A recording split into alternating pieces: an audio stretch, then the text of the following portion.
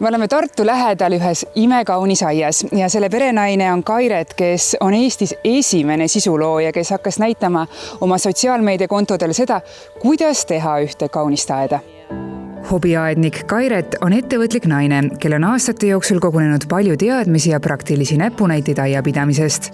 3 aastat tagasi hakkas naine näitama ka teistele, kuidas ta oma aias ilu loob ja seda läbi sotsiaalmeediakonto Kaireti aiailu. Ja ma ei oleks unes ka osanud näha, et aasta pärast mul oli 10 000 jälgijat juba, et ma just naabrinaisega siin arutasime, et nii tore, kui saaks mingi aasta lõpuks äkki 1000 on ju ja nii. Ja siis vaatasin, et inimestele meeldis, kuidas naine aias tööd teeb. Võib-olla meeldib vaadata töötavat naist on ju ja siis hakkasingi näitama, seepärast, et kuna Eestis ei olnud üldse sellist, mitte ühtegi kontot ma ei leidnud, kust ma saaks mingit inspiratsiooni või mingisuguseid mõtteid või ideid on ju, siis ma mõtlesin, et eks tuleb sisse ära teha see lihtsalt. Mis hästi tähtis on alati amplite juures, on see, et ääred surume kindlasti kõik kinni, et ei hakkaks siit äärtest kastmisvesi lihtsalt välja voolama. Ja nüüd võtan need potid siit välja. Ja täna on sul palju jälgijaid? Täna on mul kokku on siis ütleme mingi 50 000 kandis. 3 aastat saab nüüd siis 4. juuli ja siis Facebookis on 25 000. Instagramis vaatame, kas saan täis sünnipäevaks 20 000. Mul on praegu seal 800 jälgijat puudus, nii et tulge jälgima. Ja tõesti, oma 2500 ruutmeetrise koduõue on Kairet muutnud lopsakaks ja romantiliseks muinasjutuaiaks. Kohe aeda sisenedes tervitavad meid võimsad rhododendronid. See hakkab ära õitsema praegu ja siis teine just hakkab õitsema.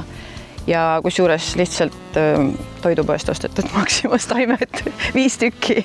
Ja kuidas nad siis nii suureks on läinud? No haputan on hästi palju, väetist saavad iga 2 nädala tagant. Ja siis pikatoimelist väetist ja siis turba mullased loomulikult on rhododendronile mõeldud mullased.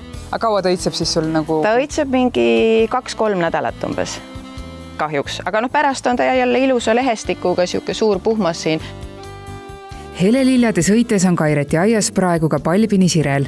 Sirelitega on alati see teema, et mulle väga meeldivad nad, aga nad alati õitsevad nii vähe aega. Aga kahjuks aias nii on, et ainult suvelilled õitsevad sul terve suvi, nii et näiteks laugud praegu on, aga aias tulebki panna niimoodi, et kogu aeg midagi õitseks. Laugud õitsevad ära, siis tulevad mul siin sügisastrid on ju all, munardad hakkavad õitsema, poiengid hakkavad õitsema, et peab niimoodi paigutama, et kogu aeg midagi õitseks.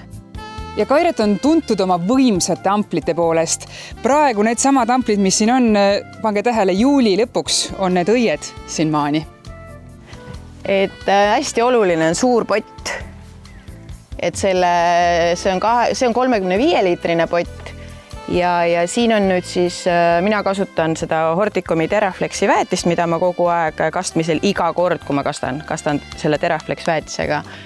Ja siis Horticumi mullad ja ma ütlen, et tõesti ma soovitan nende tooteid päriselt ka. Et ma ei taha küll nüüd reklaami teha, aga ma lihtsalt terve aeg kõik on nende toodetega mul üles kasvatatud.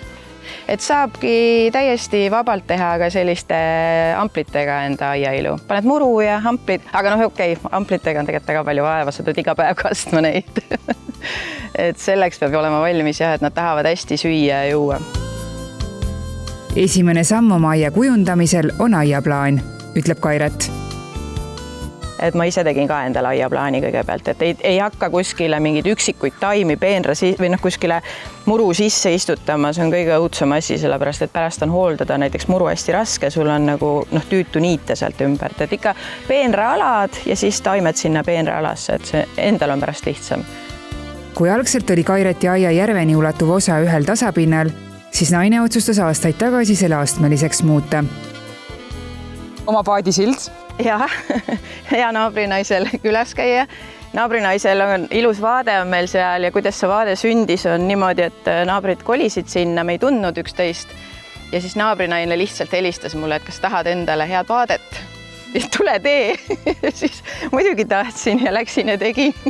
Me käime hästi palju reisil ja parimad sõbrannad, nii et võt, kuidas aiandus seob inimesi. Sel aastal ehitati aedaga uued teed, mille keskele paigaldati lõkkease. Hästi paljud küsivad, et see on nüüd see looduskivi selline natukene teistmoodi. ja mis on väga äge, mida ka jälgijad on huvi tundnud, et see liiv siin vahel on kõva. Vaata, muidu on see, et liiv hakkab, vuukide vahe hakkab tolmub ära, on ju? Jah, ja hakkab igasugust sodi täis kasvama. Aga see on nüüd selline kivistuv liiv, premium sand ja Stone Rockis seda saab ja selle kohta on hästi-hästi palju nagu päringut ja põhimõtteliselt see on igavene. See on kasvuhoone. See on siis kasvuhoone? Jaa. Tegelikult on vist see, et teil see kasvuhoone pidi täna tulema reedel, aga ei jõudnud kohale. Me saame ette kujutada, et siin tegelikult on varsti kasvuhoone. Sinna auku tulevad viinamarjad. Nii. Sinna viinamarjad ja siis näed, seal on nüüd maasikakastid, siis seal all on mustikad.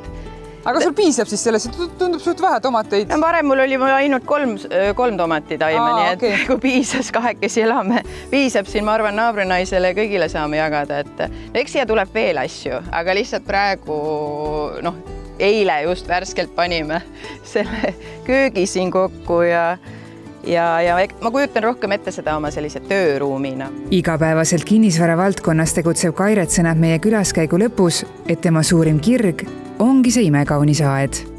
See peab meeldima, muidu sellest aiast asja ei saa, eks ju, see peab endale meeldima. Et mulle hullult meeldib, tõesti meeldib.